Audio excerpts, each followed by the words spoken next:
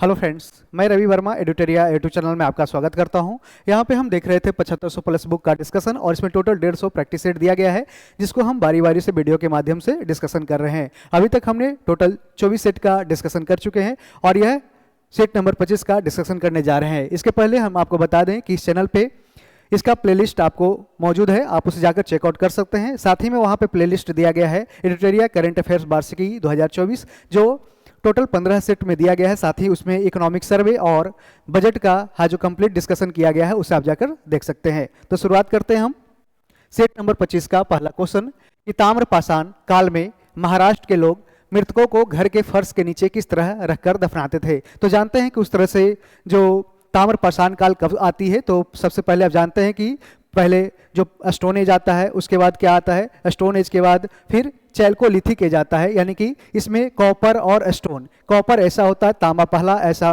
Metal होता है जिसकी है जो स्टोन के साथ यूज किया गया। ठीक है, तो इसको ध्यान रखना है, उसी का नाम है क्या, तो इसको चैल्कोलिथिक भी बोलते हैं। क्या, चैल्कोलिथिक एज।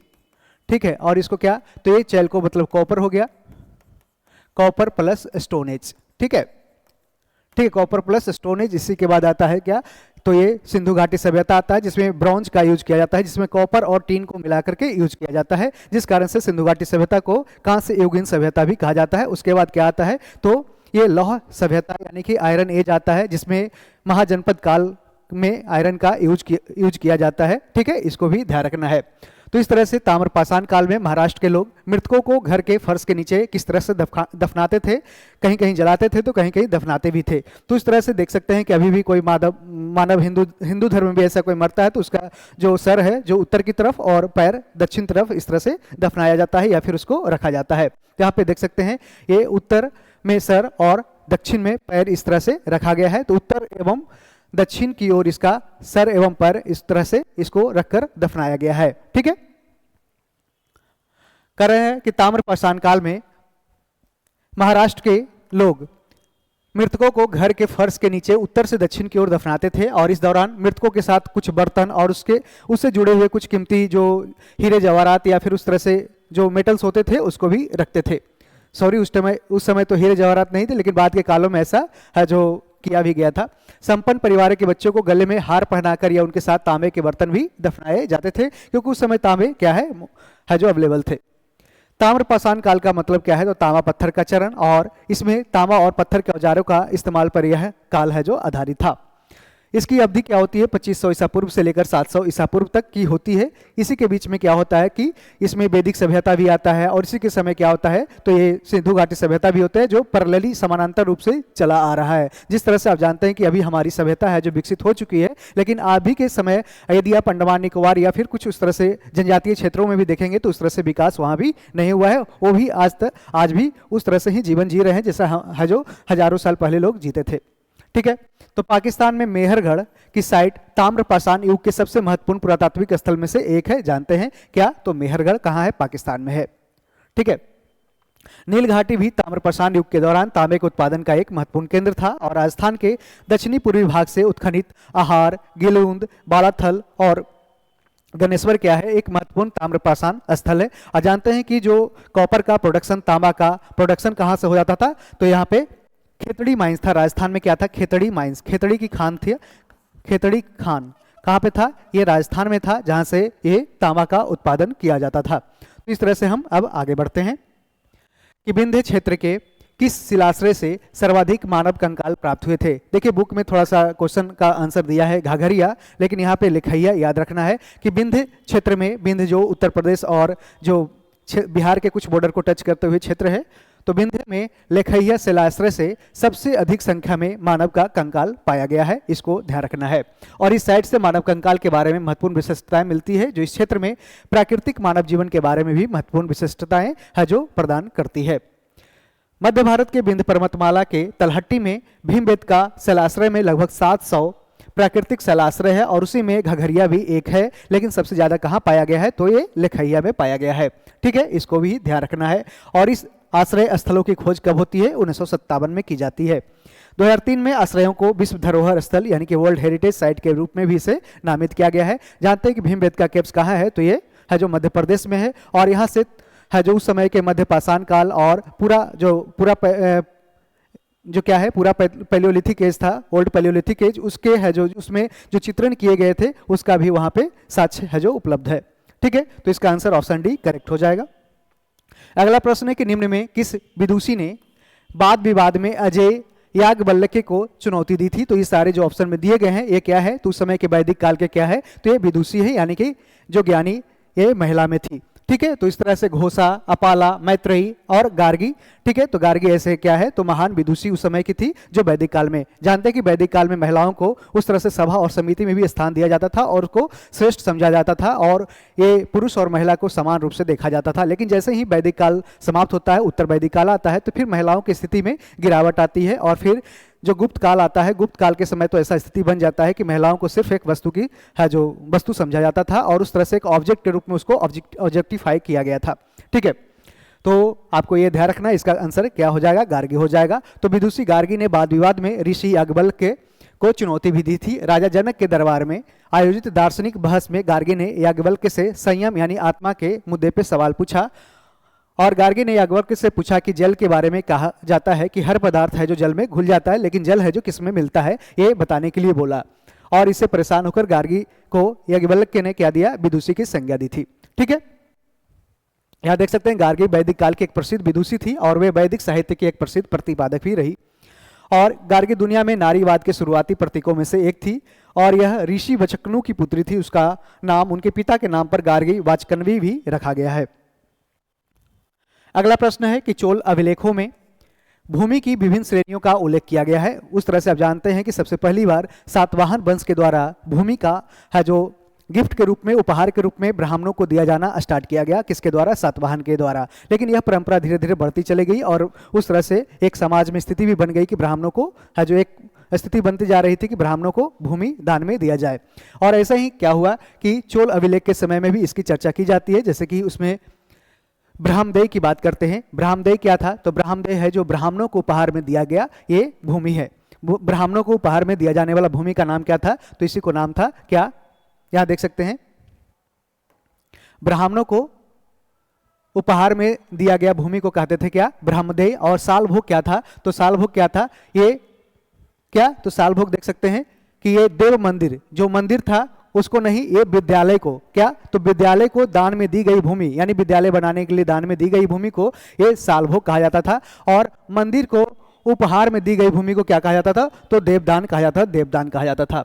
वही पलिछंदम क्या था, पलिछंदम क्या था कि जैन संस्थान को दान में दी गई भूमि को जैन ये क्या कहा जाता है, पलिछंदम कहा जाता था। तो इस तरह से कह रहा है कौन सा इसमें सही सुमेलित है, तो सही सुमेलित की बात करते हैं तो एक का यहाँ पे देख सकते हैं ये भी गलत हो जाएगा और ये भी गलत हो जाएगा, यानी गलत मिलान किया गया है। और तीसरा ऑप्शन क्या है, सही सही दिया गया है। तो इस तरह से ऑप्शन 3 यानी केवल 3 क्या हो जाएगा, सही ऑप्शन हो जाएगा। अब हम देख लेते हैं यहाँ पे कि चोल शिलालेखों, जानते हैं कि चोल वंश की स्थापना किसके द्वारा किया गया, विजयालय। और इसके कुछ प्रमुख शासक रहे कौन कौन, तो राजेंद्र प्रथम हो गया या फिर राजराजेश्वर, राजराज प्रथम था, जो राजराज प्रथम जानते हैं कि बृहदेश्वर टेम्पल का निर्माण करते हैं 1009 के आसपास। और फिर जानते हैं उसे बृहदेश्वर टेम्पल जो थंजावुर में है लोकेटेड, और उसके नाम दिया गया राजराजेश्वर टेम्पल। और ये किस भगवान की यहाँ पे पूजा की जाती है, तो भगवान शिव की पूजा की जाती है। और ब्रह्मदेय की बारे में बात करते हैं तो ब्राह्मणों को दान में दी गई भूमि को ब्रह्मदेय। और बेलन वगई गैर ब्राह्मण किसान स्वामियों की भूमि, या और ये क्वेश्चन भी पूछा गया कि बेलन वगई क्या था, तो गैर ब्राह्मण किसान स्वामियों की भूमि को बेलन क्या, तो बेलन गवई कहा जाता था, बेलन बगई। सालभोग की बात करते हैं तो विद्यालय के रख रखाव के लिए है जो भूमि प्रदान की गई थी, क्या, उसका नाम रखा था सालभोग। देवदान की बात करते हैं तो मंदिरों को उपहार में दी गई भूमि। और पलिछंदम क्या था, तो जैन संगठनों को दान की गई भूमि।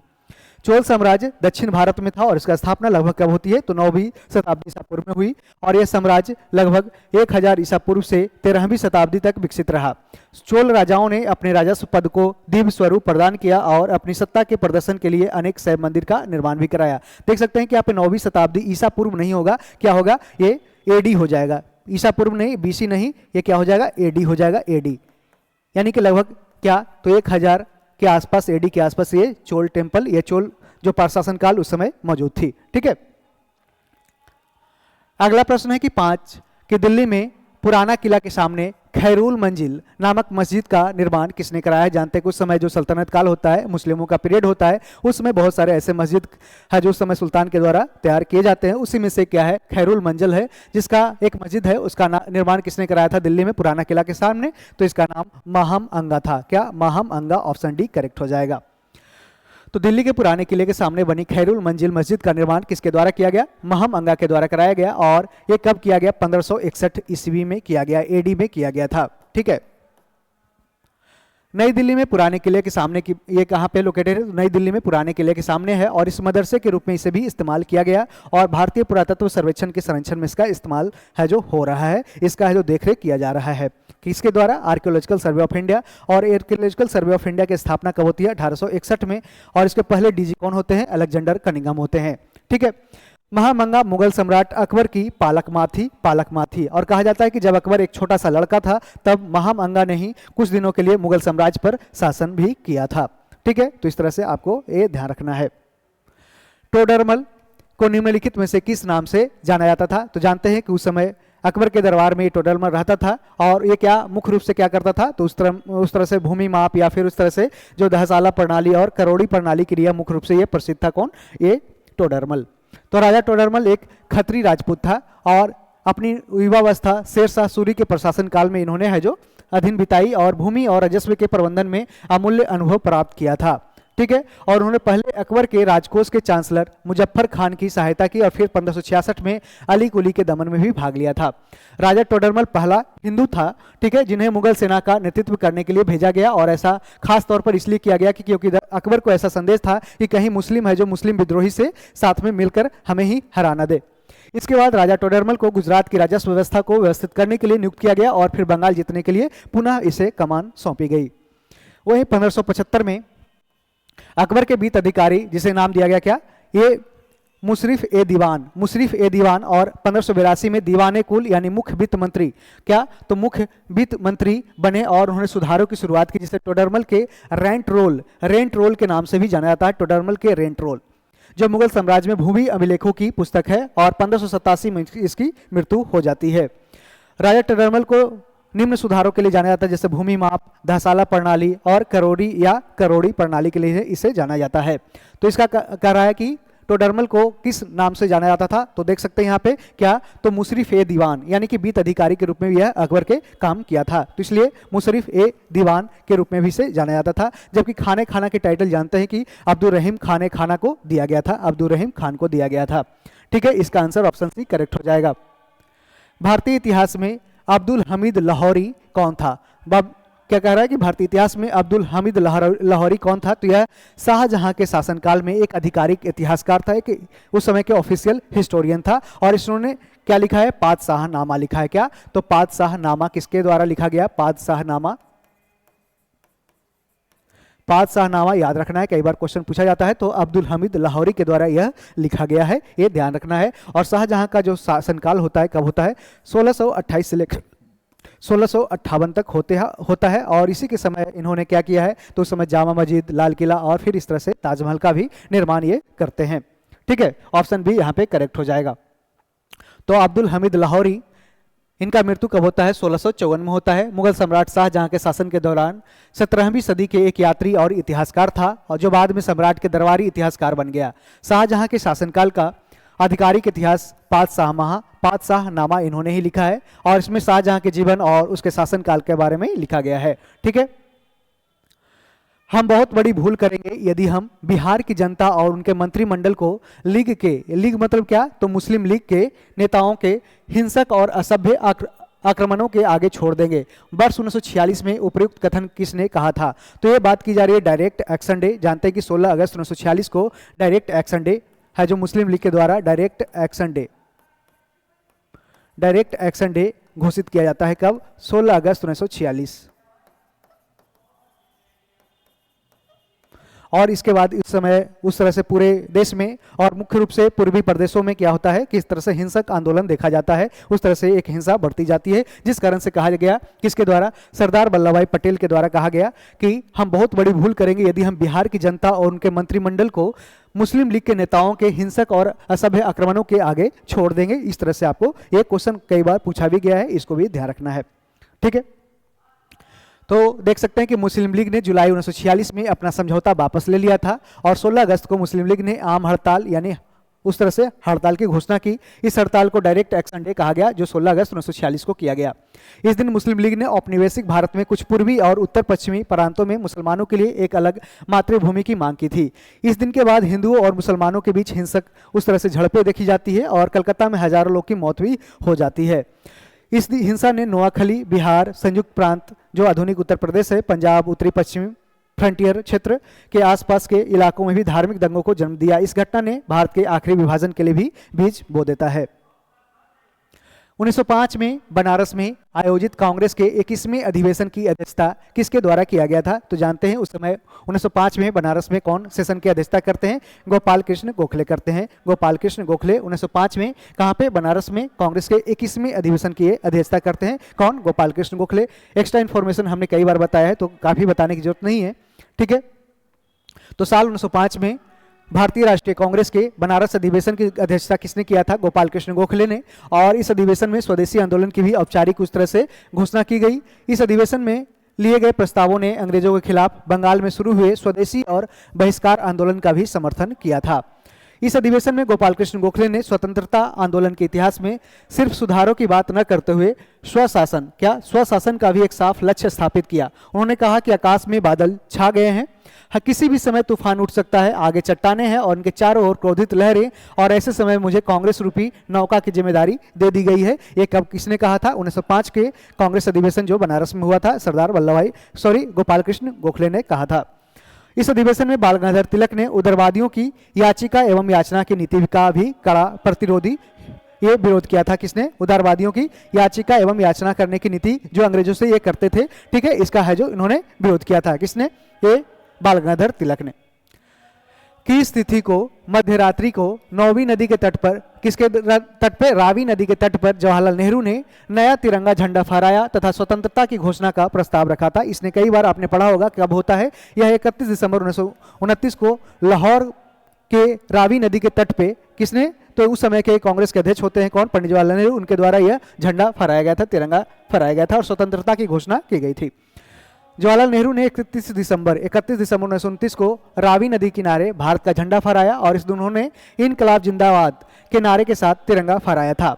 और इस दिन नेहरू समिति की रिपोर्ट की समय सीमा भी खत्म हो गई थी। जानते हैं कि नेहरू समिति जो इनके पिता मोतीलाल नेहरू के द्वारा है जो बनाया गया था, उनकी सीमा अब है जो उस समय समाप्त होती है।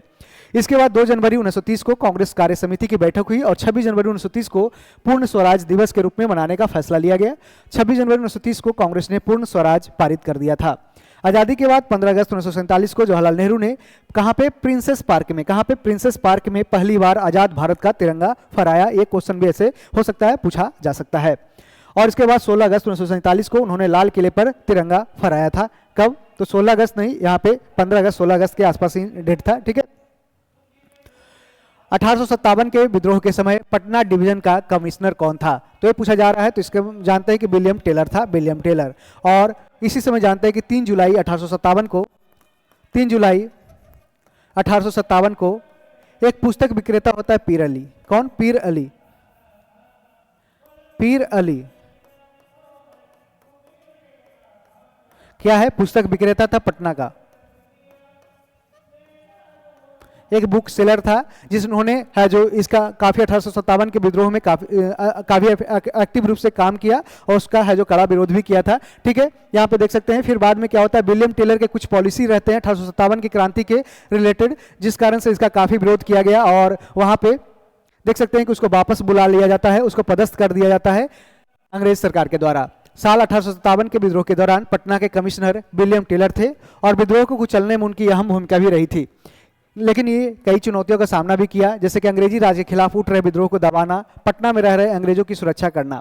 विलियम टेलर ने कई गलतियां की जिससे उच्च अंग्रेज पदाधिकारी उससे नाराज हो गए और इनके चलते उन्हें पद से भी हटा दिया गया। और इसके बाद भी पद से हटने के बाद भी विलियम टेलर है जो कहाँ रहे? पटना में रहे और उन्होंने खुद को दोषमुक्त करने की कोशिश भी की, हालांकि सफलता नहीं मिली और 1867 में इंग्लैंड चले गए और वहाँ जाकर उन्होंने साल 1857 के विद्रोह पर कई किताबें भी लिखी। वहीं 1857 के विद्रोह के दौरान बिहार में क्रांतिकारियों का नेतृत्व कौन कर रहे थे? तो ये बाबू वीर कुंवर सिंह कर रहे थे, जो कहाँ के? ये आरा जगदीशपुर के जमींदार थे। बिहार में 1835 ईस्वी में पहला जिला स्कूल कहाँ खोला गया था? तो ये कहाँ पे? पटना में खोला गया पहला जिला स्कूल, जो कब? 1835 में खोला गया। और इसकी स्थापना कब होती है? जुलाई 1835 में इसकी स्थापना की गई और इसका नाम पटना हाई स्कूल रखा गया। और यह बिहार का पहला अंग्रेजी स्कूल था जिसे सरकारी संस्थान में यानी सरकारी संरक्षण में स्थापित किया गया और यह स्कूल 10 साल तक अकेले चला था। इसके अलावा 1835 में ही भागलपुर में एक पर्वतीय स्कूल यानी हिल स्कूल बनाया गया और आरा और छपरा में भी जिला स्कूल की स्थापना की गई थी। भारत का पहला इंडियन बायोलॉजिकल डाटा सेंटर कहाँ पे स्थापित किया गया है? तो यह हरियाणा के फरीदाबाद में स्थापित किया गया है। कब? भारत का पहला इंडियन बायोलॉजिकल क्या डाटा सेंटर, और यह हरियाणा के कहाँ? फरीदाबाद में। इसे क्षेत्रीय जैव प्रौद्योगिकी केंद्र यानी रीजनल बायोलॉजिकल सेंटर में राष्ट्रीय सूचना विज्ञान केंद्र यानी कि नेशनल इंफॉर्मेटिक्स सेंटर के सहयोग से इसे बनाया गया है। यह भारत में जीवन विज्ञान का पहला राष्ट्रीय भंडार है, तो काफ़ी इंपॉर्टेंट है।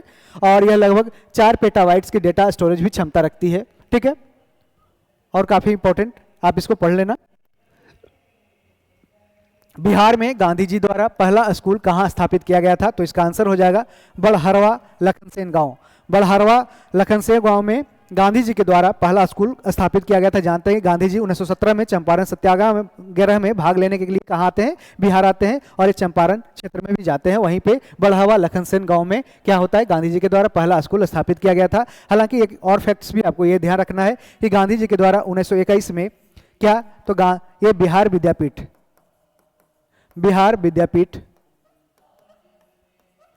विद्यापीठ का भी उद्घाटन किया गया था 1921 में। और ये क्वेश्चन बीपीएससी पीटी में पूछा गया था कि बिहार विद्यापीठ का उद्घाटन किसके द्वारा किया गया 1921 में? तो गांधी जी के द्वारा किया गया था। तो महात्मा गांधी ने बिहार के पूर्वी चंपारण जिले के ढाका प्रखंड के बड़हरवा लखनसेन में देश का पहला बुनियादी स्कूल है जो स्थापित किया था। और इसकी स्थापना कब होती है? तो 13 नवंबर 1917 को चंपारण यात्रा के दौरान किया था। महात्मा गांधी ने सदाकत आश्रम में बिहार विद्यापीठ की भी स्थापना किया था। कब? 1921 में। और जानते हैं कि जब आप कुर्जी के आसपास आप जाते हैं पटना में, कुर्जी मोड़ दीघा की तरफ जाते हैं तो वहीं पे बिहार विद्यापीठ भी है और सदाकत आश्रम भी आपको दिख जाएगा। गांधी घाट से जुड़ी राष्ट्रपिता की यादें हैं और चंपारण सत्याग्रह की शुरुआती रणनीति कहाँ से तय हुई थी? तो पटना में तय की गई थी। अगला प्रश्न है कि प्रत्यक्ष निर्वाचन किसे कहते हैं? तो प्रत्यक्ष निर्वाचन यानी कि डायरेक्ट इलेक्शन किसे कहते हैं? तो यानी कि जनता के द्वारा डायरेक्ट रिप्रेजेंटेटिव को चुनना, ठीक है। जैसे कि लोकसभा के एमपी के क्या करते हैं हम लोग? डायरेक्ट चुनते हैं, जबकि राज्यसभा के जो एमपी होता है उसे इनडायरेक्टली हम लोग है जो वोट करते हैं। यानी कि जब लोकसभा के एमपी को लोकसभा के क्या होता है जो एमपी उसका चुनाव हम लोग करते हैं और लोकसभा के एमपी के द्वारा क्या होता है?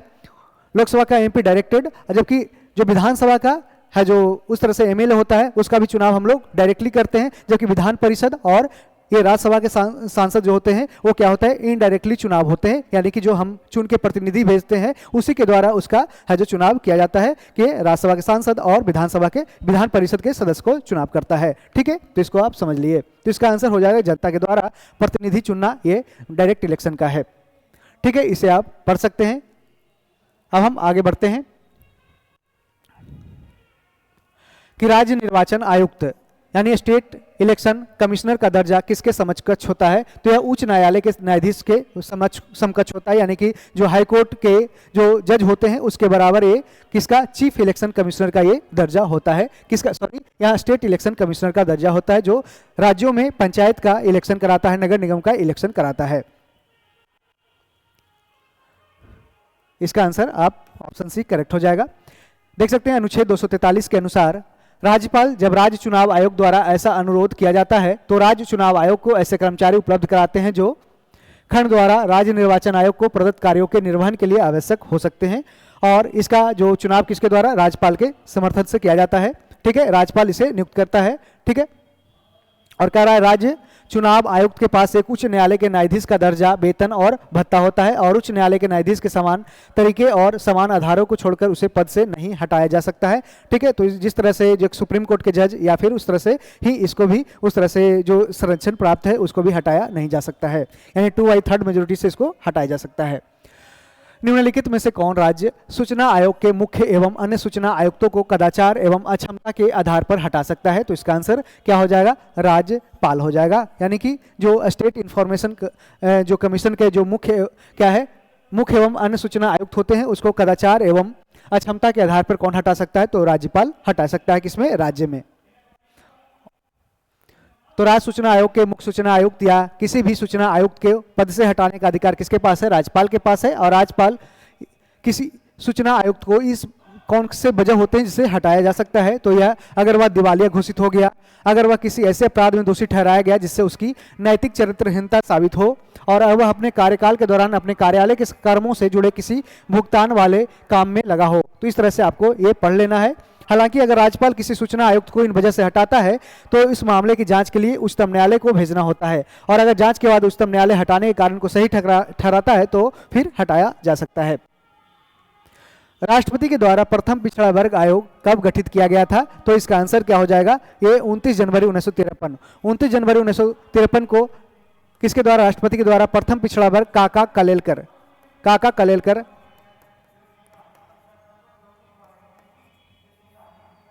कलेलकर के अध्यक्षता में किया गया था। ठीक है। और कब? 1953 में। और इन्होंने रिपोर्ट कब दिया? 1955 में अपना रिपोर्ट देता है। कब? 1955 में रिपोर्ट। और इसके बाद जानते हैं कि इसके बाद 1979 में भी क्या हुआ, इस तरह से बैकवर्ड क्लासेस को आइडेंटिफाई करने के लिए एक क्या होता है? बीपी मंडल कमीशन भी बनाया जाता है। बीपी मंडल कमीशन बनाया जाता है। ठीक है। जिस कारण से क्या होता है, बीपी मंडल के कमीशन के आधार पे ही बहुत सारे उस तरह से रिजर्वेशन इंदिरा साहनी केस में 1992 में दिया जाता है। ठीक है, इसको ध्यान रखना है। ऑप्शन डी इसमें करेक्ट हो जाएगा। सॉरी, यहाँ पे देख रहे हैं कि थोड़ा सा यहाँ पे डांस हो रहा है, गाना वाना बज रहा है, जिस कारण से थोड़ा सा नॉइज हो रहा है। भारत के राष्ट्रपति ने 29 जनवरी 1953 को काका कलेलकर की अध्यक्षता में पहला पिछड़ा वर्ग आयोग गठित किया गया, और इसे काका कलेलकर आयोग से नाम से भी जाना जाता है। इस आयोग का गठन भारतीय संविधान के अनुच्छेद 340 के तहत किया गया, और इस आयोग ने 30 मार्च 1955 को अपनी रिपोर्ट भी सौंप दी थी। कब? 1955 में। अनुसूचित जातियों और जनजातियों के अलावा सामाजिक और शैक्षणिक रूप से पिछड़े वर्गों को रियायत देने के लिए कसौटी तैयार करना, ऐसे वर्गों की सूची तैयार करना, और इन वर्गों की स्थिति और काम करने में आने वाली मुश्किलों का भी है जो जांच करना। राष्ट्रीय पिछड़ा वर्ग आयोग एनसीबीसी की स्थापना 14 अगस्त 1993 को हुई, और 102वें संविधान संशोधन अधिनियम 2018 के जरिए से संवैधानिक दर्जा दिया गया, और इसके तहत संविधान में एक नया अनुच्छेद 338 भी जोड़ा गया था। ठीक है, इसको भी आप ध्यान रखना है। ठीक है, ये ध्यान रखना है। 102वां संविधान संशोधन किससे से जुड़ा हुआ है? तो एनसीबीसी से जुड़ा हुआ है। इसको एक NCBC national commission for backward classes को कॉन्स्टिट्यूशनल स्टेटस प्रोवाइड किया गया था। भारतीय संविधान की निम्नलिखित में से कौन सी विशेषताएं अमेरिकी संविधान से ली गई है? तो कहां से? तो ये जानते हैं कि मौलिक अधिकार यानी फंडामेंटल राइट्स और न्यायिक समीक्षा यानी जुडिशियल रिव्यू कहां से लिया गया है? तो अमेरिका के संविधान से लिया गया है। जबकि मौलिक कर्तव्य की बात करते हैं तो ये यूएसएसआर, ऐसे यूएसएसआर से लिया गया है। और ये कब? तो ये 42वां संविधान संशोधन होता है 1976 में सरदार स्वर्ण सिंह कमेटी के रिकमेंडेशन पे इसे है जो बाद में इसको संविधान में ऐड किया गया था। यह मूलतः संविधान में शामिल नहीं था। विधि द्वारा स्थापित प्रक्रिया, इसको कहां से? जापान से लिया गया है। कहां? जापान के संविधान से। प्रोसीजर एस्टैब्लिश्ड बाय लॉ, यानी किसी को यदि दंड देना है तो जिस तरह से कानून में लिखा है उसी के अकॉर्डिंग है जो जज है जो क्या करेगा, उसको दंड देगा। ठीक है, इसका आंसर क्या हो जाएगा? ये 2, 4 क्या है? गलत है। यहाँ पे 1 और 3 क्या है? तो ये अमेरिकी संविधान से लिया गया है, तो 1 और 3 यहाँ पे ऑप्शन सही हो जाएगा। भारतीय संविधान में अमेरिकी संविधान से ली गई कुछ विशेषताएं हैं, जैसे कि मौलिक अधिकार, न्यायिक समीक्षा यानी जुडिशियल रिव्यू, न्यायपालिका की स्वतंत्रता इंडिपेंडेंस ऑफ जुडिशियरी, राष्ट्रपति पर महाभियोग लगाने का प्रावधान, अध्यक्ष और उपाध्यक्ष के कार्य, सर्वोच्च न्यायालय और उच्च न्यायालय के न्यायाधीशों को हटाने का प्रावधान, संविधान की प्रस्तावना, ये सब कहां से लिए गए हैं? तो संविधान की प्रस्तावना लिया गया है अमेरिका से। और संविधान की भाषा कहां से लिया गया है? तो ऑस्ट्रेलिया से लिया गया है। जिस तरह से संविधान की जो प्रस्तावना की भाषा है वो ऑस्ट्रेलिया से लिया गया है। ठीक है, भारतीय संविधान ने दुनिया के कई संविधान से बेहतरीन विशेषताओं को चुना है। जिस तरह से हमारे संविधान में, जिस तरह से हमारे भौगोलिक या उस तरह से राजनीतिक क्षेत्र में यह फिट बैठ सके। और संविधान के निर्माण में ब्रिटिश संविधान और आयरिश संविधान का भी यह योगदान रहा है। ब्रिटिश संविधान से ली गई विशेषताएं हैं जैसे कि संसदीय सरकार, विधि का शासन, विधायी प्रक्रिया, एकल नागरिकता, कैबिनेट प्रणाली, विशेषाधिकार रीट, संसदीय विशेषाधिकार जो आर्टिकल 105 में दिया गया है, द्विसदनीयता, ये सब सारे कहां से? ब्रिटिश संविधान से लिया गया है। और आयरिश संविधान से ली गई विशेषता है जैसे कि राजनीति के निर्देशक सिद्धांत यानी डीपीएसपी, डीपीएसपी, राज्यसभा के सदस्यों का नामांकन, राष्ट्रपति के चुनाव की पद्धति, ये सब कहां से लिए गए हैं? तो ये सब सारे लिए गए हैं कहां से? तो आयरिश संविधान से लिए गए हैं। अब हम 20 नंबर प्रश्न देखते हैं कि निम्नलिखित में से किस निकाय की वार्षिक रिपोर्ट भारत के राष्ट्रपति द्वारा संसद के समक्ष नहीं रखी जाती है? तो जानते हैं कि उस समय वित्त आयोग, राष्ट्रीय मानवाधिकार आयोग, लोक लेखा समिति और संघ लोक सेवा आयोग दिए गए। ऑप्शन में यहाँ पे वित्त आयोग, लोक लेखा समिति और संघ लोक सेवा आयोग यानी कि यूपीएससी के जो रिपोर्ट्स होते हैं, जो एनुअल रिपोर्ट्स होते हैं, वार्षिक रिपोर्ट होते हैं, उसका क्या करता है? ये कमीशन है जो सौंपती है किसको? राष्ट्रपति को। और राष्ट्रपति जाकर कहाँ सौंपते हैं? तो जाके सौंपते हैं संसद में, जाकर सौंपते हैं कौन? राष्ट्रपति समक्ष करते हैं। वैसे ही राज्यों में भी क्या होता है? राज्य आयोग को सौंपा जाता है राज्यपाल के द्वारा, ये कहाँ पे? विधानसभा में इसको सौंपा जाता है।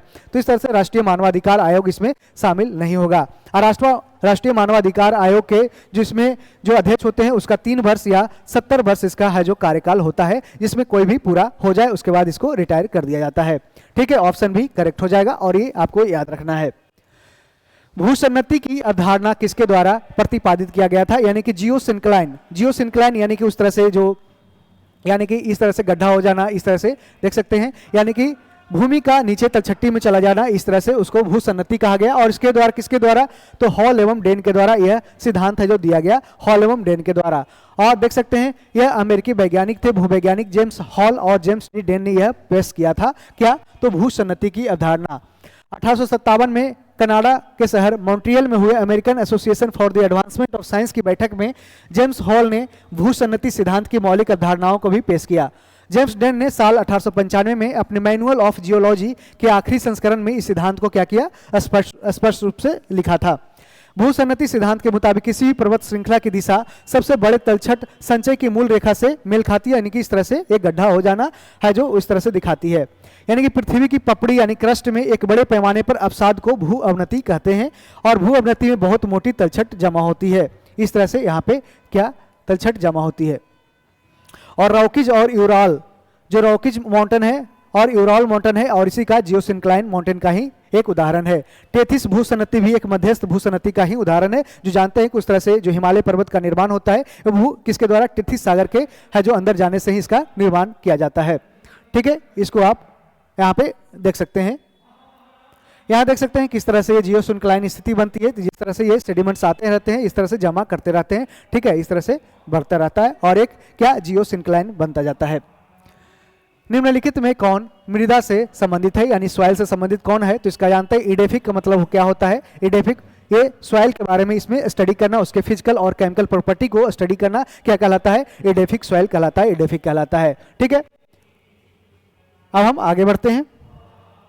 निम्नलिखित में से किसमें ओजोन की सर्वाधिक सांद्रता पाई जाती है? तो जानते हैं कि इस तरह से जो 90% जो ट्रोपोस्फेयर, 90% से क्या होता है? पहले ट्रोपोस्फेयर फिर स्ट्रेटोस्फेयर, यानी क्षोभ मंडल के बाद समताप मंडल आता है, उसी के बीच में है जो ये पाया जाता है ओजोन मंडल। ठीक है, लेकिन 90% भाग क्या होता है? समताप मंडल में इसका होता है और 10% भाग ही जो क्षोभ मंडल है उसकी ऊपरी सीमा को ये टच करता है, उसी में शामिल होता है।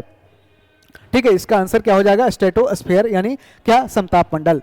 और क्या करता है? देख सकते हैं पृथ्वी की सतह से 15 से 30 किलोमीटर की ऊपर पे ये ओजोन लेयर होता है। जानते हैं कि पहले ट्रोपोस्फेयर, स्ट्रेटोस्फेयर, मेसोस्फेयर, थर्मोस्फेयर और फिर एक्सोस्फेयर होता है। इस तरह से ये 5 मंडल में है जो बटा हुआ है। ओजोन परत समताप मंडल में स्थित है जो पृथ्वी के वायुमंडल की ऊपरी परत है और सूर्य की यह हानिकारक परावैंगनी विकिरण से पृथ्वी पर जीवन की रक्षा करता है और मौसम और भौगोलिक दृष्टि से यह भिन्न भी होता है। ओजोन परत समताप मंडल का एक क्षेत्र है जिसमें ओजोन की एक उच्च सांद्रता होती है। वायुमंडल में लगभग 90% ओजोन समताप मंडल में स्थित है, जबकि शेष कहाँ है? तो 10%, जो 10% है कहाँ पे? ये ट्रोपोस्फेयर में लोकेटेड है। ओजोन क्षरण के पर्यावरण और मानव स्वास्थ्य पर भी गंभीर परिणाम देखने को मिलते हैं। जैसे इस तरह से यदि अल्ट्रावायलेट रे हमारे शरीर पर डायरेक्टली पड़े तो हमारे शरीर में स्किन कैंसर हो सकता है, जिससे कहता है क्या? तो इसे मेलोनोमा कहा जाता है, मेलोनोमा। यहाँ पे काफ़ी ज़्यादा थोड़ा सा साउंड प्रॉब्लम हो रहा है, काफ़ी नॉइज हो रहा है, जिस कारण से थोड़ा सा यदि नॉइज आ भी रहा होगा बैकग्राउंड में तो उसे अवॉइड करने की कोशिश करें और फिर इसे वीडियो को कंप्लीट रूप से देखें। ठीक है, यहाँ पे हम वीडियो है जो बंद नहीं करना चाहते हैं, पूरी तरह से कंप्लीट ही कर लेते हैं। 25 क्वेश्चन और है कि निम्नलिखित युग्मों में कौन सही सुमेलित नहीं है? तो बांदीपुर राष्ट्रीय उद्यान जानते हैं कर्नाटक में है। मानस वन्यजीव मानस, आमेरी, काजीरंगा ये सब सारे कहाँ है? तो असम में है। नागरहोल कर्नाटक में है, बांदीपुर कर्नाटक में, नागरहोल कर्नाटक में। इस तरह से पेरियार वन्यजीव अभयारण्य कहाँ है? केरल में। सिमलीपाल कहाँ है? तो ये ओडिशा में है। कहाँ पे? ओडिशा में है। सिमलीपाल कहाँ है? ओडिशा में। सिमलीपाल राष्ट्रीय उद्यान कहाँ है? ओडिशा में। इसका आंसर ये ओडिशा हो जाएगा। ठीक है, ऑप्शन डी करेक्ट हो जाएगा। भारत के विभिन्न क्षेत्रों में उत्पादित सुल्ताना, गुलाबी और काली चंपा निम्नलिखित प्रमुख फसलों में किसकी किस्में हैं? तो ऐसी है जो एग्जाम्पल या फिर इस तरह से एक ही पूछ देगा कि गुलाबी या फिर काली चंपा कौन से फल का ये किस्म है। तो आप है जो काफ़ी कंफ्यूज होंगे, ऐसे क्वेश्चन बीपीएससी या फिर बिहार दरोगा एग्जाम में पूछे जाते हैं, तो आपको ये सावधान भी रहना है। तो इसका आंसर हो जाएगा अंगूर हो जाएगा। अंगूर ऑप्शन डी करेक्ट हो जाएगा। भारत के विभिन्न क्षेत्रों में उत्पादित सुल्ताना, गुलाबी और काली चंपा ये सब सारे क्या है? अंगूर की किस्म होती है माना जाता है। और अंगूर की जो खेती होती है इसे क्या कहते हैं? विटीकल्चर कहते हैं। क्या? विटीकल्चर। विटीकल्चर में अंगूर की खेती। ठीक है, अंगूर की खेती को क्या कहते हैं? विटीकल्चर कहा जाता है। और 1300 ईस्वी में फारस के आक्रमणकारियों ने भारत के उत्तर में है जो अंगूर उस तरह से लाए गए थे। और जानते हैं कि उस समय जो एक क्या फिरोज शाह तुगलक के द्वारा भी है जो अंगूर की खेती कराई जाती है। अंगूर की खेती भारत में उप उष्णकटिबंधीय, गर्म उष्णकटिबंधीय और हल्के उष्णकटिबंधीय जलवायु क्षेत्रों में भी इसकी उपज की जाती है। सुल्ताना किस्म के अंगूर अंडाकार आकार के और हल्के रंग के होते हैं। और भारत में अंगूरों का सेवन आमतौर पर नाश्ते में किया जाता है, इस तरह से आप भी देखते होंगे। अगला है कि उपकरण का नाम है और इसका मिलान करना है। मापे गए मेजरमेंट जो एलिमेंट्स है किस तरह से क्या मापता है इसको दिखाना है। तो साइक्रोमीटर, स्लिंग साइक्रोमीटर का उपयोग किया जाता है किसके लिए? तो ये रिलेटिव ह्यूमिडिटी यानी कि सापेक्ष आर्द्रता को मापने के लिए किया जाता है। और इसी का इस्तेमाल एक हैग्रोमीटर को भी मापने के लिए किया जाता है। हैग्रोमीटर का भी यूज किया जाता है किसके द्वारा? तो ये रिलेटिव डेंसिटी को ये भी मापता है और यही साइक्रोमीटर भी करता है। पेडोमीटर की बात करते हैं। पेडोमीटर पूछा भी गया है। पेडोमीटर ये क्या दूरी को मापता है, जबकि पेडोलॉजी क्या होता है? पेडोलॉजी क्या होता है? पेडोलॉजी क्या होता है? तो ये स्टडी करता है, स्टडी ऑफ सॉइल्स, यानी कि मृदा का है जो ये अध्ययन करता है, स्टडी ऑफ सॉइल करता है। ठीक है, ये मृदा का अध्ययन करता है किसमें? पेडोलॉजी में। और स्पेक्ट्रोमीटर की बात करते हैं तो इसमें रेडिएशन एनर्जी के बारे में यह अध्ययन करता है, इसके बारे में माप करता है। पिक्नोमीटर की बात करते हैं तो पिक्नोमीटर क्या करता है? ये ठोस की मात्रा का है जो क्या मापन करता है। इस तरह से ये इंस्ट्रूमेंट्स है और इसका मेजरमेंट ये क्या मेजर करता है ये बताया गया है। तो ए का ऑप्शन देख सकते हैं, ए का 3 हो जाएगा। ए का ऑप्शन 3 दिया गया है 2 में। बी का है जो 4 हो जाएगा। बी का 4 यहाँ भी दिया गया है। और सी का क्या है? सी का यहाँ पे 2 है, सी का 2 यहाँ दिया गया है और डी का 1 हो जाएगा। इस तरह से ऑप्शन भी करेक्ट हो जाएगा। किसी पदार्थ का प्रति इकाई आयतन पर द्रव्यमान क्या कहलाता है? तो जानते हैं कि कह रहा है कि डेंसिटी बराबर क्या होता है? जानते हैं कि डेंसिटी बराबर मास बाई वॉल्यूम होता है। क्या? मास बाई वॉल्यूम, यानी कि क्या? तो इसमें द्रव्यमान बटा आयतन होता है। मास को क्या लिखते हैं? केजी, और इसका यूनिट क्या है? मीटर क्यू है, यानी कि केजी मीटर -3 भी लिख सकते हैं। ठीक है, इसका आंसर क्या हो जाएगा? तो इसका घनत्व हो जाएगा। डेंसिटी बराबर घनत्व हो जाएगा। विद्युत इंसुलेटर का गुण क्या होता है? तो विद्युत इंसुलेटर का यह गुण होता है किसी अपने क्षेत्र से इलेक्ट्रिसिटी को फ्लो ना करने देना। ये इंसुलेटर की कैपेसिटी होती है। तो ये कह रहा है कि बिजली का संचालन न करने देना। इसका आंसर क्या हो जाएगा? विद्युत इंसुलेटर का। जैसे कि कुछ एग्जांपल है, जैसे सूखी हुई लकड़ी, बेकेलाइट, एस्बेस्टस, चीनी मिट्टी, कागज और पीवीसी।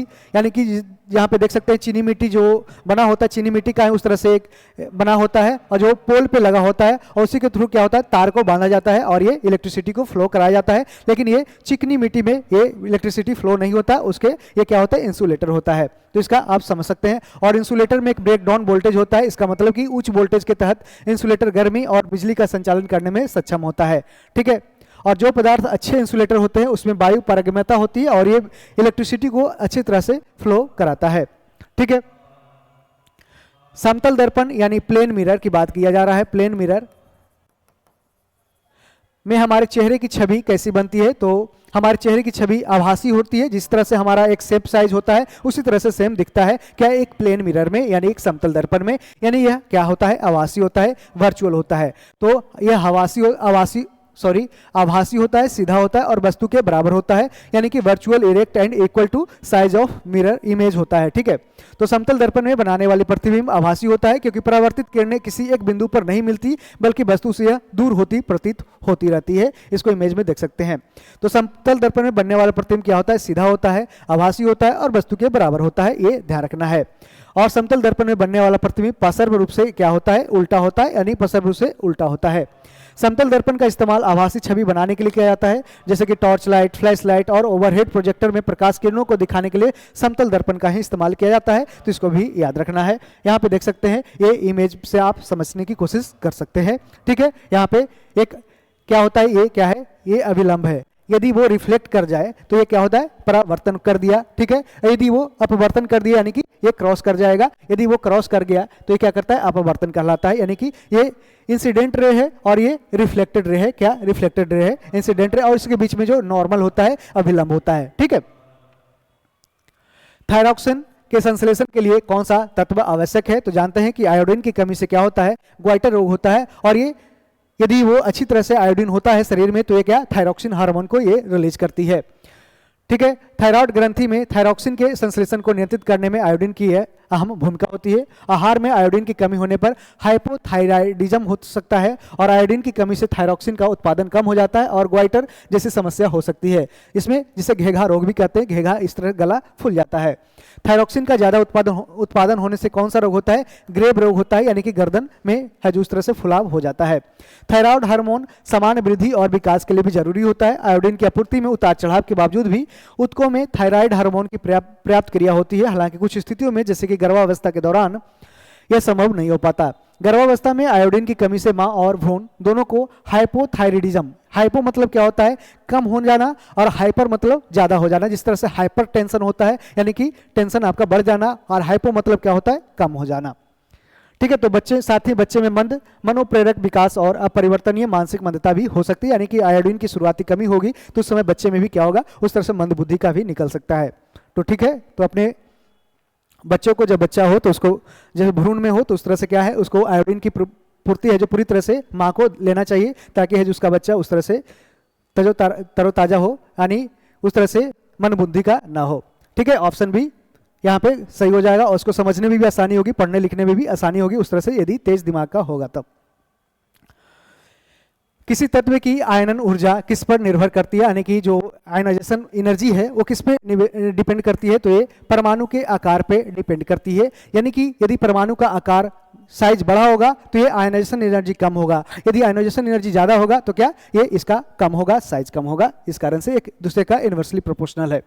तो नाभिकीय आवेश यानी कि न्यूक्लियर चार्ज, तो नाभिकीय आवेश बढ़ने के साथ साथ आयनीकरण ऊर्जा भी बढ़ती है। तो इसको भी ध्यान रखना है कि न्यूक्लियर चार्ज जब बढ़ेगा तो आयनाइजेशन एनर्जी भी बढ़ेगा। और इसके लिए उदाहरण देख सकते हैं सोडियम और क्लोरीन के बीच क्लोरीन परमाणु में ज्यादा आयनीकरण ऊर्जा होती है।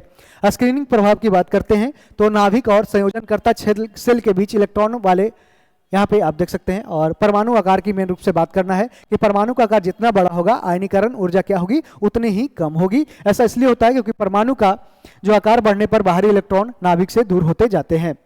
जिन तत्वों के आखिरी कोष का बाहरी उपकोष पूर्ण या अर्धपूर्ण होता है, यानी उस तरह से ऑक्टेट को पूरा नहीं कर पाता है, उसकी आयनिक एनर्जी क्या होता है, ज्यादा होता है। आयनन ऊर्जा को इलेक्ट्रॉन वोल्ट यानी कि क्या, इलेक्ट्रॉन वोल्ट या जूल प्रति मोल में भी इसे मापा जाता है। अमोनियम क्लोराइड NH4Cl के एक अणु में कितने परमाणु होते हैं, तो इसमें देख सकते हैं कितने परमाणु होते हैं अमोनियम, तो इसमें क्या 6 होगा। क्या, ऑप्शन सी करेक्ट हो जाएगा।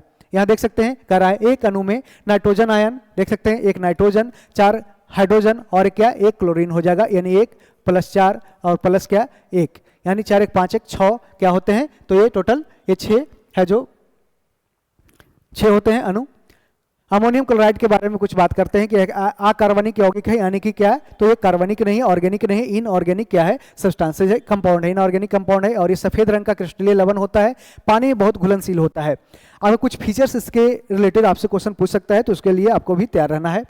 पानी में घोलने पर यह अम्लीय विलयन देता है, यानी जिसको पानी में घोलेंगे क्या NH4Cl को, तो यहाँ पे क्या देगा, ये एसिडिक नेचर का ये क्रिएट करेगा विलयन। अमोनिया और हाइड्रोजन क्लोराइड के बराबर मात्रा में बनाने के लिए 340 डिग्री सेल्सियस पर पिघले बिना वाष्पीकृत हो जाता है। इसका घनत्व क्या होता है, 1.5274 ग्राम पर मिलीलीटर होता है। और इसके गलनांक यानी मेल्टिंग पॉइंट और क्वथनांक क्या होता है, तो क्रमशः होता है क्या, 338 डिग्री सेल्सियस मेल्टिंग पॉइंट और बॉइलिंग पॉइंट क्या होता है, 520 डिग्री सेल्सियस होता है। पानी इथेनॉल, मेथनॉल और ग्लिसरॉल में भी यह घुलनशील होता है और एसीटोन में भी थोड़ा घुलनशील हो जाता है।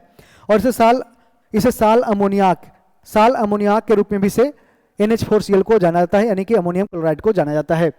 यह मूत्रवर्धक प्रभाव वाला भी होता है। ठीक है, तो थोड़ा सा डिस्टर्ब हो गए हैं, बहुत ज़्यादा इसमें साउंड आ रहा था जिस कारण से थोड़ा अपना बेस्ट नहीं दे पा रहे हैं, फिर भी कोशिश करते हैं। अब बंद हो चुका है। ठीक है, परमाणुओं में धन आवेशित कणों की उपस्थिति को सर्वप्रथम किसने दर्शाया था? तो इसका आंसर क्या हो जाएगा? इसका आंसर रदरफोर्ड हो जाएगा। यानी परमाणु में जो पॉजिटिव चार्ज है, जो पॉजिटिव चार्ज पार्टिकल्स होते हैं, किस कारण से होते हैं? तो इसको दिखाया गया एक गोल्ड फॉइल पे एक्सपेरिमेंट करके, किसके द्वारा? तो ये रदरफोर्ड के लिए द्वारा किया गया था। तो रदरफोर्ड ने 1911 में एक प्रयोग किया जिसमें उन्होंने निर्वात में रखी एक पतली स्वर्ण पन्नी यानी कि एक गोल्ड फॉइल पे ये एक्सपेरिमेंट किया था अल्फा कण को गुजार करके, और इसमें पाया गया कुछ अल्फा कण क्या होता है, गोल्ड फॉइल से टकराकर अलग अलग कोनों पर यह जो वापस आ रहा था और उसके पार भी निकल रहा था। और इसने साबित किया कि परमाणु के केंद्र में एक घना धनात्मक भाग होता है। जानते हैं कि उस तरह से जो एटम में होता है, एक जो एटम के सेंटर में न्यूक्लियस में क्या होता है, प्रोटॉन और न्यूट्रॉन होता है, और प्रोटॉन और न्यूट्रॉन में जानते हैं कि दोनों में चार्ज किसका अधिकतम होगा? तो प्रोटॉन का होगा, क्योंकि पॉजिटिव चार्ज होगा, न्यूट्रॉन पे कोई भी चार्ज नहीं होता है, जिसे नाभिक कहते हैं। रदरफोर्ड ने परमाणु के बारे में अपने इस मॉडल को रदरफोर्ड मॉडल कहा है। ठीक है, नील्स बोर के साथ मिलकर रदरफोर्ड ने न्यूट्रॉन के अस्तित्व के बारे में भी सिद्धांत दिया था। रदरफोर्ड के सहयोगी जेम्स चैडविक ने फिर 1932 में रदरफोर्ड के न्यूट्रॉन के सिद्धांत को है जो आगे है जिसको साबित किया था। तो इस तरह से ऑप्शन ए करेक्ट हो जाएगा। जानते हैं कि ये प्रोटॉन का खोज किसने किया? रदरफोर्ड। ठीक है, इसे कहीं कहीं जी गोल्डस्टीन भी दिया जाता है, लेकिन रदरफोर्ड आप सही करेंगे। ठीक है, जेम्स चैडविक न्यूट्रॉन की खोज करता है, जे थॉमसन क्या करता है? तो इलेक्ट्रॉन की खोज करता है। यहाँ पे एक्सपेरिमेंट के रूप से यहाँ पे देख सकते हैं किस तरह से ये अल्फा पार्टिकल से जो गिराया जाता है, कहाँ पे? ये गोल्ड फॉइल पे गिराया जाता है। अल्फा कण के दो धन आवेशक होते हैं, इसका द्रव्यमान लगभग किसके बराबर होता है? तो ये हीलियम के एक परमाणु के नाभिक के बराबर होता है। जानते हैं कि हीलियम का एटॉमिक नंबर क्या होता है? हीलियम का एटॉमिक नंबर 2 होता है। ठीक है, और हीलियम के एक परमाणु के नाभिक के बराबर ये होता है जो अल्फा कण के दो धन आवेशक होता है। ठीक है, अल्फा कण के दो धन आवेश होते हैं, इसका द्रव्यमान हीलियम के परमाणु के नाभिक के बराबर होता है। अल्फा कण हीलियम परमाणु के नाभिक के समान होता है, इसको आपको ध्यान रखना है। अल्फा कण में 2 प्रोटॉन और 2 न्यूट्रॉन होते हैं, जबकि कोई इलेक्ट्रॉन इसमें नहीं होता है। ठीक है, और इसका द्रव्यमान क्या होता है? 4u, और इसे अल्फा कण का आवेश का +2 चार्ज होता है, यानी कि हीलियम का इस तरह से +2 होता है, तो इसको +2e भी लिखते हैं, +2e भी लिखते हैं। ठीक है, अल्फा कण को कभी कभी He हीलियम 2+ के रूप में भी लिखा जा सकता है, जिस तरह से इलेक्ट्रॉन इसमें कितने होते हैं? 2 होते हैं। ठीक है, पृथ्वी पर रेडॉन गैस की बात करते हैं तो ये अल्फा विकिरण का ही मुख्य प्राकृतिक स्रोत है। जानते हैं कि जो रेडॉन गैस होता है मुख्य रूप से ये पृथ्वी पर मौजूद नहीं होता, लेकिन भूकंप आदि तूफान आता है तो उससे ये रिलीज होता है। ठीक है, रेडॉन एक रेडियोधर्मी गैस है जो मिट्टी, पानी, हवा और कुछ चट्टानों में भी यह मौजूद होता है। सिल्वर नाइट्रेट का घोल यानी AgNO3 का घोल किसी एक के अध्ययन में किसके इस्तेमाल किया जाता है? तो ये गॉल्जी उपकरण के यानी गॉल्जी बॉडी, क्या? तो गॉल्जी बॉडी के है जो इसके बारे में अध्ययन किया जाता है। यहाँ देख सकते हैं कि गॉल्जी बॉडी यानी गॉल्जी उपकरण का अध्ययन करने के लिए सिल्वर नाइट्रेट विधि का इस्तेमाल किया जाता है, और इसे सिल्वर स्टेनिंग विधि भी कहते हैं। क्या? सिल्वर स्टेनिंग विधि याद रखना है। तो माइक्रोस्कोप के नीचे गॉल्जी की संरचना को देखा जाता है। रंगहीन पृष्ठभूमि के खिलाफ गॉल्जी की स्टेंड पुटिकाएं भी आसानी से देख सकते हैं। जानते हैं गॉल्जी बॉडी किसका बना होता है? ये झिल्लियों से बना होता है और कोशिका के नाभिक के पास होता है, और इसे पेरीन्यूक्लियर बॉडी भी कहा जाता है। ठीक है, इसका मुख्य काम है कि प्रोटीन को संश्लेषण करना, छांटना और इसको पैकेज करना, और यही क्वेश्चन बार बार पूछा जाता है। किसके बारे में? गॉल्जी बॉडी के बारे में पूछा जाता है। इसका मेन फंक्शन क्या है? यही है। ठीक है, गॉल्जी बॉडी कोशिका के भीतर झिल्लीबद्ध पुटिकाओं को उनके गंतव्य पर भेजने से पहले प्रोटीन को क्या करता है? संमिश्रित करता है, और यह स्रावी, लयनकाय और अंतःकोशिकीय मार्गों के प्रतिच्छेदन पर रहती है। इसके खोज किसने किया था? इतालवी चिकित्सक किसने किया था? कैमिलो गॉल्जी, और उन्हीं के नाम पे दिया गया गॉल्जी बॉडी दिया गया था। कोशिका में लिपिड अणुओं को निम्न के किसके द्वारा संश्लेषित किया जाता है? तो जानते हैं कि इस तरह से जो कोशिका में क्या होता है, राइबोसोम करता है प्रोटीन को संश्लेषण, और जानते हैं कि राइबोसोम एक होता है एंडोप्लाज्मिक रेटिकुलम। ठीक है, एंडोप्लाज्मिक रेटिकुलम 2 तरह का होता है, एक रफ होता है और एक क्या होता है? स्मूथ होता है। रफ में क्या होता है? इसमें राइबोसोम होता है, इसमें उपस्थित होता है राइबोसोम, इस कारण से इसे कहा गया रफ एंडोप्लाज्मिक रेटिकुलम। जबकि स्मूथ में क्या होता है? इसमें कोई भी यह जो इसमें एब्सेंट होता है, यानी राइबोसोम इसमें नहीं रहता है, जिस कारण से इसे चिकना चिकना कहा गया, एंडोप्लाज्मिक रेटिकुलम कहा गया। तो इसी का आंसर क्या हो जाएगा, चिकनी अंतर्द्रव्यीय जालिका इसका आंसर हो जाएगा कि कोशिका में लिपिड अणुओं का, लिपिड का क्या करेगा, ये चिकनी यानी कि स्मूथ एंडोप्लाज्मिक रेटिकुलम करेगा, जबकि प्रोटीन का क्या करेगा, तो प्रोटीन का करेगा रफ एंडोप्लाज्मिक रेटिकुलम। ठीक है, अब हम देख लेते हैं आगे, किसने स्पष्ट किया कि कोशिका विभाजित होती है और नई कोशिकाओं का निर्माण पूर्व स्थित जो कोशिका होता है उसी के विभाजन से होता है। तो जानते हैं कि उस तरह से जो सेल होता है वो टिश्यू में आगे बढ़ता जाता है, जैसे कि सेल है, cell is the basic function and structural unit of life, आप जानते हैं। और सेल का ही जैसे बहुत सारे सेल मिलते हैं तो क्या बनते हैं, ये टिश्यू का निर्माण करते हैं, यानी उत्तक का निर्माण करते हैं। उसके बाद क्या होता है, एक ऑर्गन बनता है, बहुत सारे टिश्यू मिल करके ऑर्गन बनाते हैं, और बहुत सारे ऑर्गन मिल करके क्या एक बॉडी का निर्माण करते हैं, चाहे वो ह्यूमन बॉडी या फिर एनिमल बॉडी हो, कोई भी बॉडी हो सकता है। ठीक है, तो इसका आंसर ऑप्शन भी करेक्ट हो जाए। बिर्चो ने यह स्पष्ट किया कि कोशिका विभाजित होती है, यानी सेल का जो फ्रेगमेंटेशन होता है, और ये उसी के जो पहले जो सेल चला आ रहा है उसी के डिवाइड होकर नए सेल का निर्माण भी होता है। सर्वप्रथम विटामिन शब्द का प्रयोग किसने किया था, तो फंक ने किया था। जानते हैं कि विटामिन की खोज किसके द्वारा किया गया, फंक के द्वारा किया गया।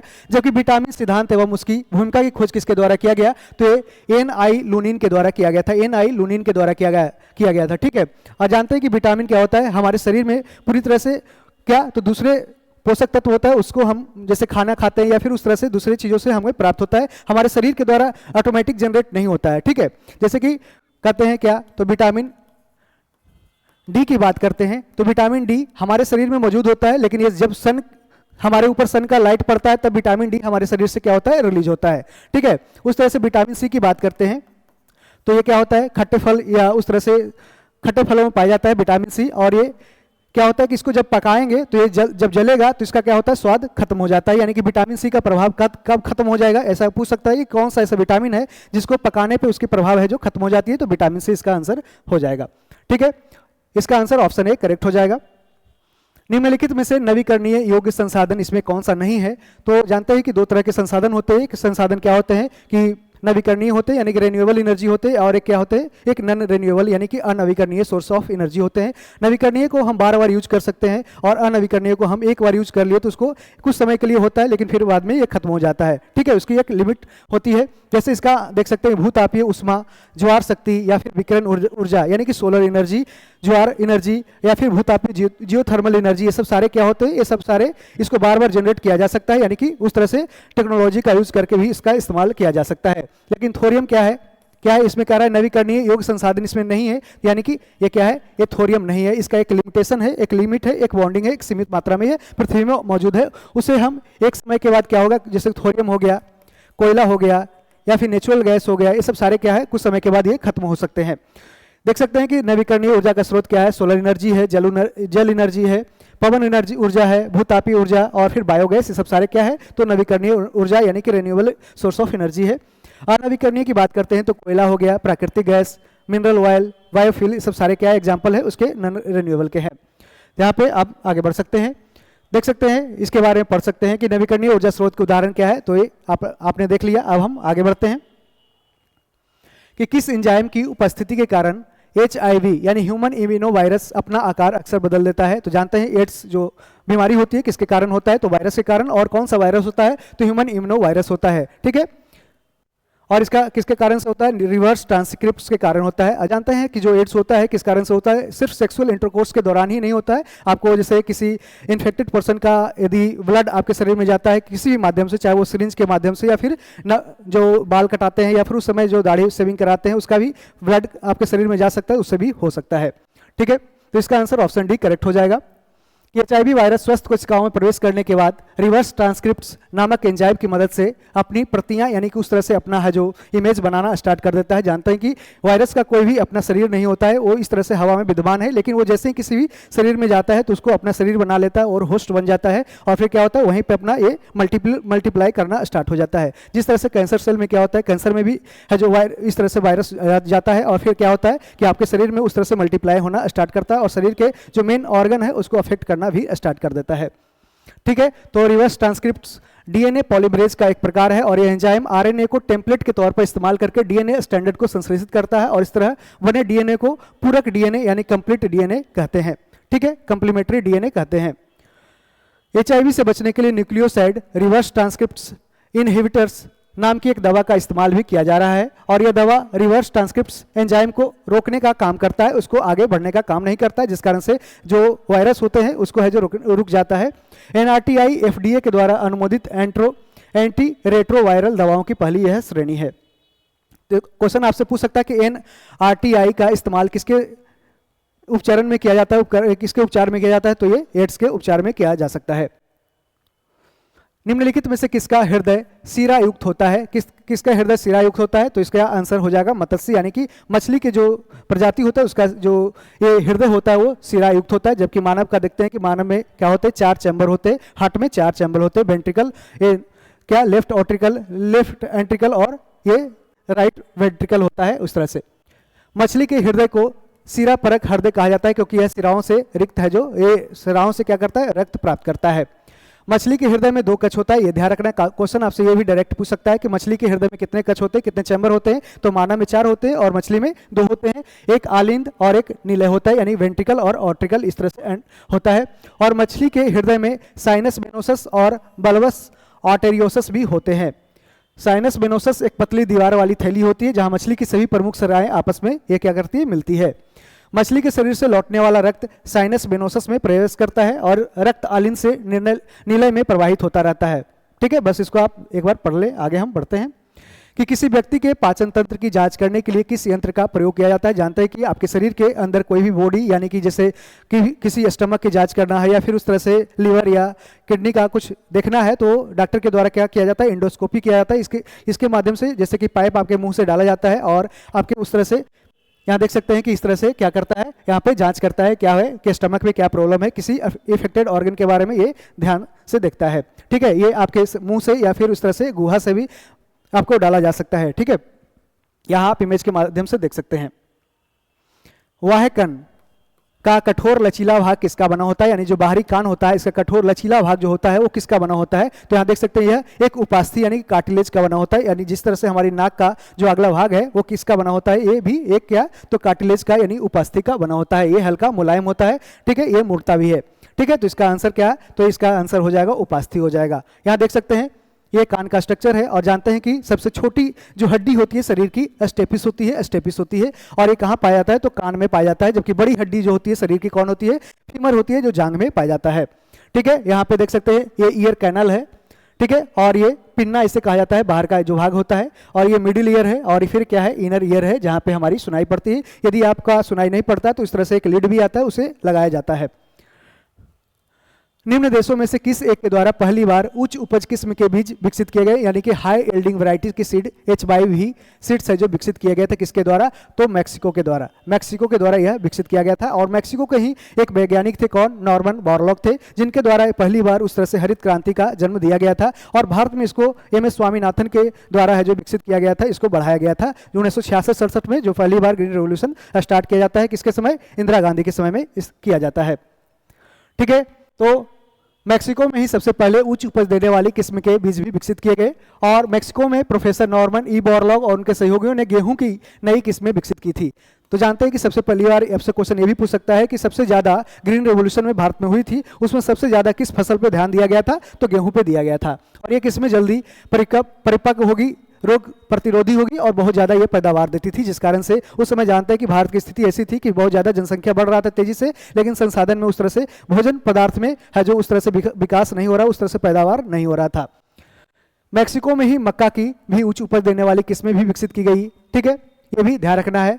और कराए मैक्सिको में 1947 तक इस तरह से 10 नए उपज वाले डबल हाइब्रिड जारी भी किए गए थे। मैक्सिको में विकसित की गई इन किस्मों को भारत के चुनिंदा क्षेत्रों में लगाया गया और भारत में हरित क्रांति की शुरुआती गेहूं की उच्च उपज देने वाली किस्मों से की गई थी।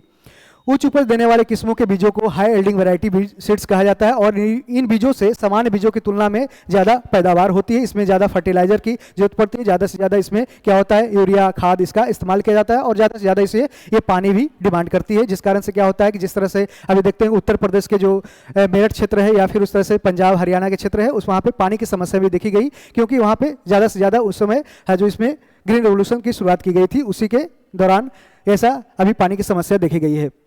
यहाँ पे सुप्रीम कोर्ट और के ऑर्डर भी वहाँ पे मिले हैं कि उस तरह से खेती ज़्यादा से ज़्यादा पानी वाली खेती नहीं किया जाए, जो ज़्यादा से ज़्यादा जो ऐसा धान होता है जो ज़्यादा से ज़्यादा पानी और फिर शुगर केन होता है उसकी खेती में ज़्यादा से ज़्यादा पानी का इस्तेमाल किया जाता है वैसे।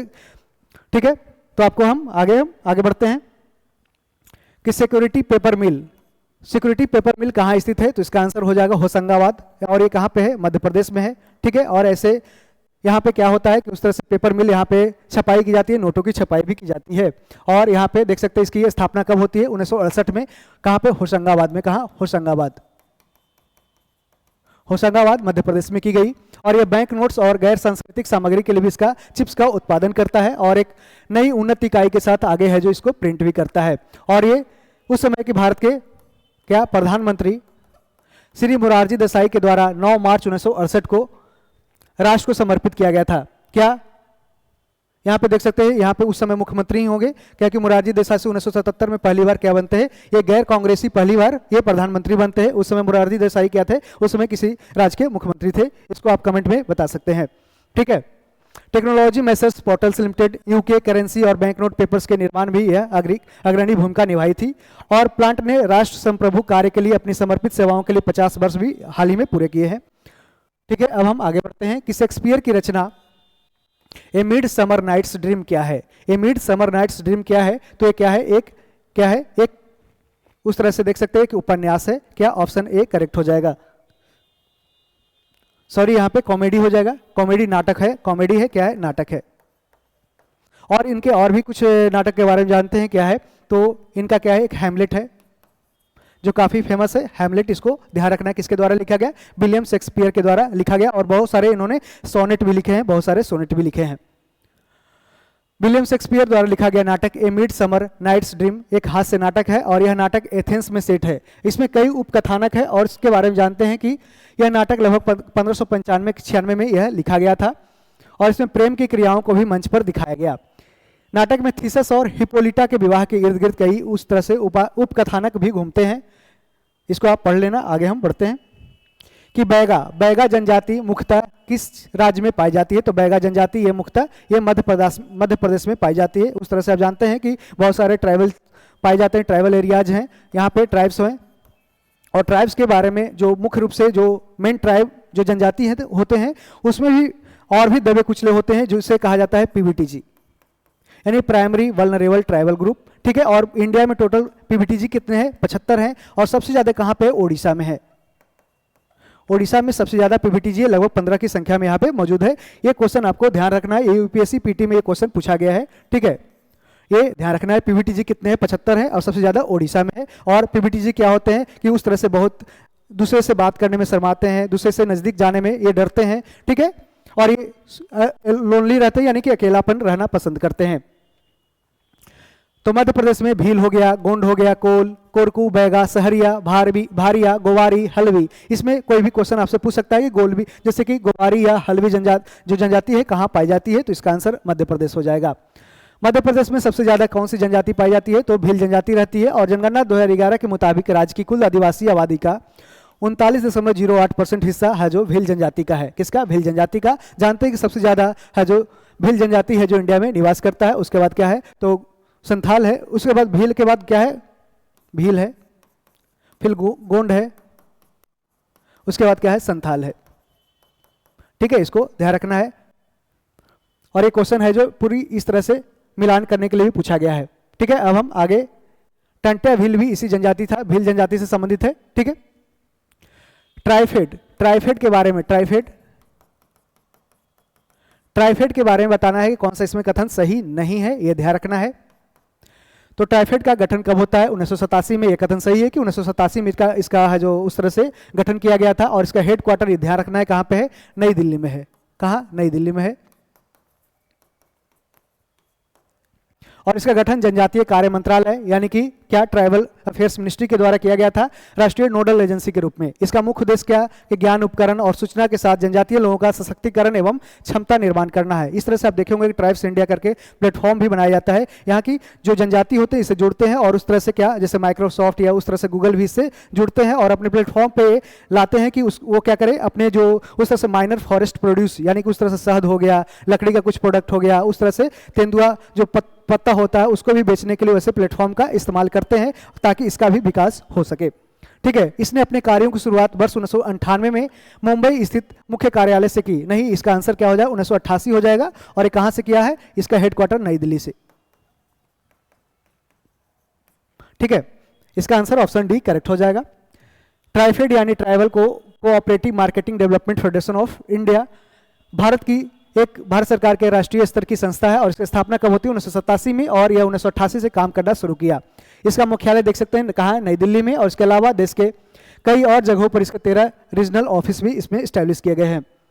ट्राइफेड का मकसद क्या है कि आदिवासी समूह के लोगों द्वारा बनाए गए जंगल से इकट्ठे किए गए उत्पादों को सही दामों पर बाजार में उपलब्ध कराना इसका मुख्य एक प्लेटफॉर्म के रूप में काम करना है। जनजातीय मामलों के मंत्रालय के प्रशासनिक नियंत्रण के तहत ये अंदर इसके उद्देश्य से काम करता है और जनजातियों को व्यावसायिक मध्यस्थों के शोषण से इसको बचाता है, यानी कि उस तरह से जो मीडिएटरी होते हैं उससे है जो बचा करके किसे जोड़ते हैं, तो सीधे सीधे प्लेटफॉर्म और ये जो सेलर होते हैं और बायर से इसको कनेक्ट करते हैं।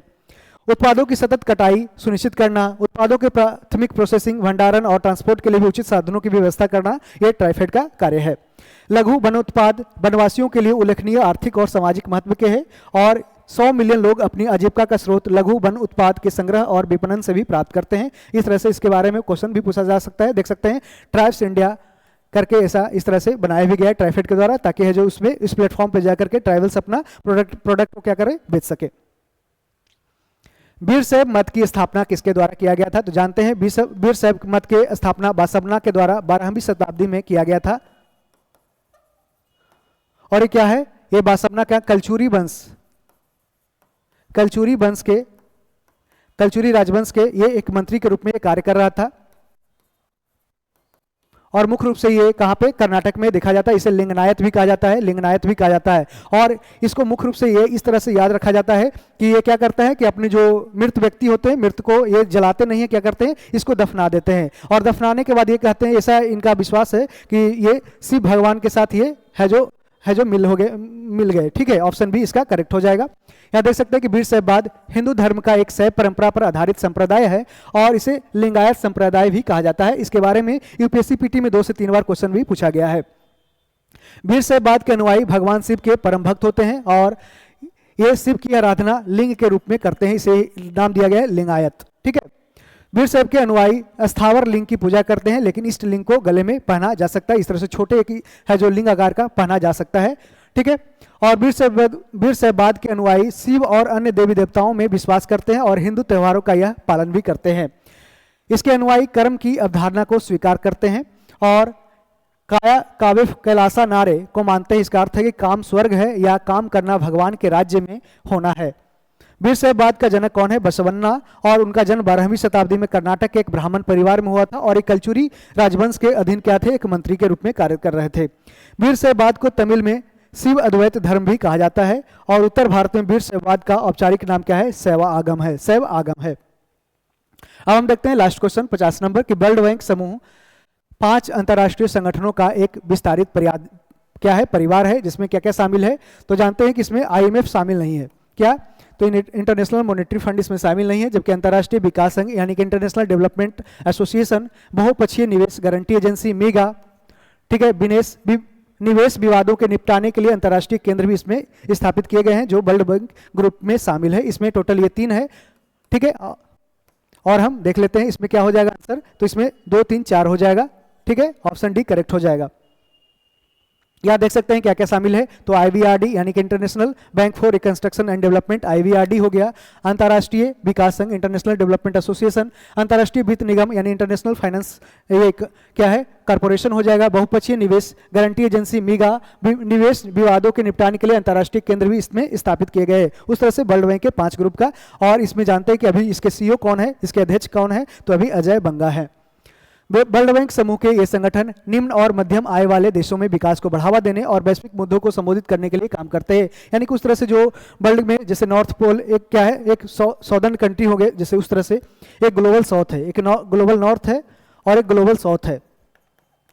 ग्लोबल साउथ के रूप में जैसे कि क्या है, तो इस तरह से डिवाइड किया है ग्लोबल नॉर्थ और ग्लोबल साउथ। ग्लोबल साउथ में जैसे साउथ एशिया के कुछ देश हैं उसको शामिल किया गया, और साउथ अमेरिका के जो डेवलप्ड पूरी तरह नहीं है, यानी कि ये डेवलपिंग फेज में चल रहा है, या फिर ये क्या है, अंडर डेवलप्ड है, उसको है जो विकास करने के लिए इस तरह से फंड भी है जो IMF के द्वारा प्रोवाइड किया जाता है। साथ साथ वर्ल्ड बैंक के द्वारा भी ऐसे बहुत सारे, जैसे वहाँ पे यदि पानी की उपलब्धता नहीं है तो पानी के उपलब्धता कराने के लिए भी उस तरह से फंडिंग किया जाता है, रोड हॉस्पिटल्स भी बनाए जाते हैं। अंतर्राष्ट्रीय पुनर्निर्माण और विकास बैंक यानी IVRD ये बैंक है, और यह सॉवरेन गारंटी के आधार पर ये ऋण भी वित्त पोषण करता है। IDA की बात करते हैं तो दुनिया के सबसे गरीब देशों की सरकारों को ब्याज मुक्त ऋण देता है, तकनीकी सहायता करता है और नीतिगत सलाह भी प्रदान करता है। यह निजी क्षेत्र को बिना सॉवरेन गारंटी के वित्त पोषण देता है, और यह विकासशील देशों में प्रत्यक्ष विदेशी निवेश को भी यह बढ़ावा देता है। तो इस तरह से आपको ध्यान रखना है कौन कौन इसमें शामिल है। हो सकता है क्वेश्चन एक उलट के पूछ सकता है कि अब इसमें कौन शामिल नहीं है।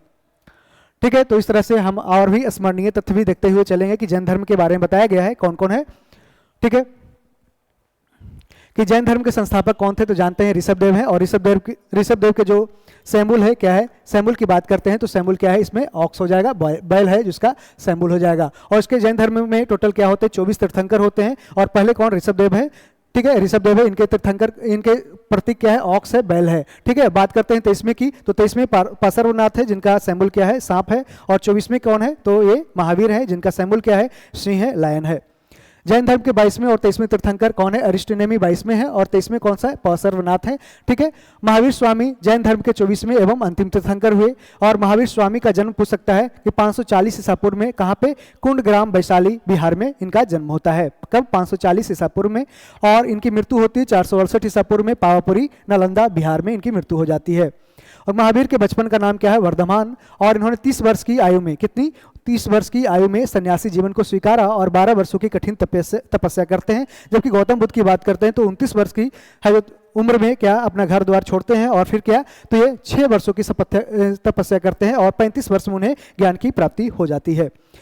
इसके बाद ऋजुपालिका नदी के तट पर उन्हें साल वृक्ष के नीचे ज्ञान को प्राप्त किया था। जबकि बोधि वृक्ष के नीचे कौन, ये है जो पीपल के वृक्ष के नीचे है जो कौन, गौतम बुद्ध है जो अपना ज्ञान की प्राप्ति किए थे, और वो निरंजना नदी पे और ये ऋजुपालिका नदी पे है जो ज्ञान की प्राप्ति किए। महावीर ने अपने शिष्यों को 11 गंधरों में विभाजित किया था। महावीर ने अपने शिष्यों को, पूछ सकता है क्वेश्चन कि कितने गंधरों में विभाजित किए, तो 11 गंधरों में। और महावीर पुनर्जन्म एवं कर्मवाद में विश्वास करते थे, यानी कि रीवर्थ, और ये वर्क में विश्वास करते, कर्म में विश्वास करते थे। स्यादवाद, ये क्वेश्चन कई बार पूछा गया है कि स्यादवाद और अनेकांतवाद किससे संबंधित है, तो जैन धर्म से संबंधित है स्यादवाद और क्या, अनेकांतवाद। ऑप्शन क्या हो जाएगा, जैन धर्म हो जाएगा। तो प्रथम जैन भिक्षुनी पूछा गया कोई कई बार, तो चंपा हो जाएगा, चंपा प्रथम जैन भिक्षुनी थी। और महावीर के प्रथम अनुयायी कौन थे, तो उनके दामाद जामिल हो जाएगा, कौन, उनके दामाद जामिल। यहाँ पे आप देख लेते हैं कुछ और भी है कि जैन संगतियाँ की बात करते हैं तो पहले जो जैन संगति हुआ 300 ईसा पूर्व में हुआ, और कहाँ पे, पाटलिपुत्र में हुआ, और किसके अध्यक्षता में, तो स्थूलभद्र की अध्यक्षता में किया गया था। कब, ये स्थूलभद्र की अध्यक्षता में किया गया। जब इस सेकंड की बात करते हैं तो 512 AD में किया गया था, ये BC है और ये AD है। ठीक है, ये बल्लभी कहाँ पे, बल्लभी गुजरात में किया गया, और इसके जो अध्यक्ष है क्षमा श्रवण है, क्षमा श्रवण। हो सकता है क्वेश्चन आपको इस तरह से एक भी क्वेश्चन यहाँ से जैन धर्म से पूछ दे तो अच्छा रहेगा। ठीक है, तो इस तरह से हमने टोटल 50 क्वेश्चन का सेट कंप्लीट किया है। तो यदि आपने अभी भी बुक मार्केट से नहीं खरीदा है तो आप इसे खरीद सकते हैं, और एडिटोरिया टेलीग्राम चैनल से ज्वाइन करके PDF आपको हर जो जल्द से जल्द प्रस्तुत करने की कोशिश की जाएगी। तो अभी तक वीडियो देखने के लिए धन्यवाद, और ये वीडियो अच्छा लगा तो अपने दोस्तों में जरूर शेयर करें। Thank you, all the best.